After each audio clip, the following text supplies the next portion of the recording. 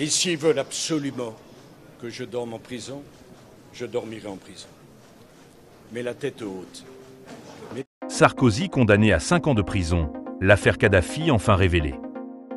Bonjour à toutes et à tous, bienvenue sur Information Univers. Aujourd'hui, nous allons revenir sur un énorme tremblement politique et judiciaire. La condamnation de l'ancien président français Nicolas Sarkozy à 5 ans de prison, dont 2 fermes, pour financement illégal de sa campagne électorale par le guide libyen Mouammar Kadhafi. Une affaire qui secoue la France et qui résonne bien au-delà de ses frontières.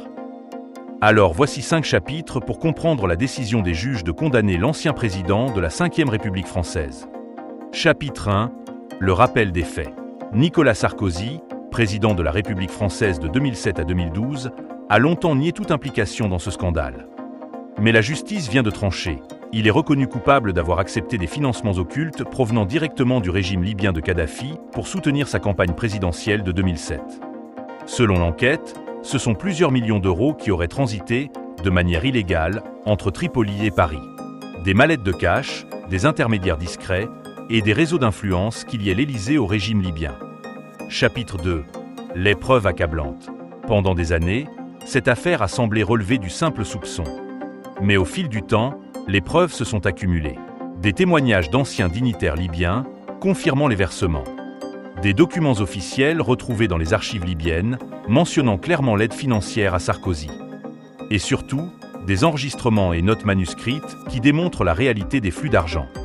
Tout cela a convaincu les juges que la campagne de 2007 de Nicolas Sarkozy n'aurait jamais pu être financée uniquement par des fonds français légaux. Chapitre 3. La condamnation. Le verdict est tombé. 5 ans de prison, dont 2 ans ferme. Une sanction extrêmement lourde pour un ancien président français, qui rejoint ainsi la liste rare des dirigeants condamnés par la justice de leur propre pays. Bien sûr, Nicolas Sarkozy a immédiatement annoncé qu'il ferait appel. Mais cette condamnation reste historique. Elle met en lumière les dérives du financement politique et la fragilité des démocraties face aux influences étrangères. Chapitre 4. Les enjeux internationaux. Cette affaire dépasse largement la France. Car derrière ces financements se cachait une stratégie de Kadhafi, gagner l'influence d'un président européen de premier plan. Ironie de l'histoire, quelques années plus tard, en 2011, c'est justement Nicolas Sarkozy qui sera l'un des premiers à lancer l'intervention militaire en Libye. Intervention qui conduira à la chute et à la mort de Mouammar Kadhafi. Une relation qui commence par des mallettes de billets et qui se termine dans le fracas des bombes. Chapitre 5. Les réactions. Dans la classe politique française, les réactions sont partagées. Les adversaires de Nicolas Sarkozy parlent d'une victoire de la justice et d'une preuve que nul n'est au-dessus des lois.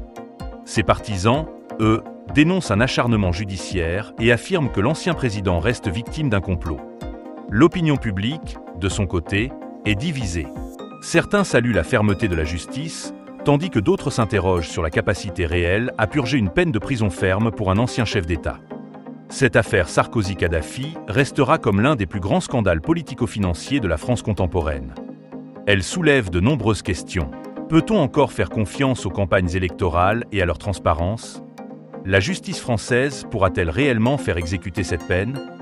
Et surtout, quel impact cela aura-t-il sur l'image de la démocratie française à l'international?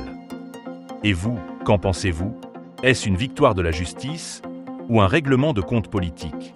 Merci d'avoir suivi cette vidéo sur Information Univers. N'hésitez pas à liker, commenter et surtout à vous abonner pour ne rien rater des grandes affaires et des actualités qui secouent le monde. À très bientôt pour une nouvelle analyse.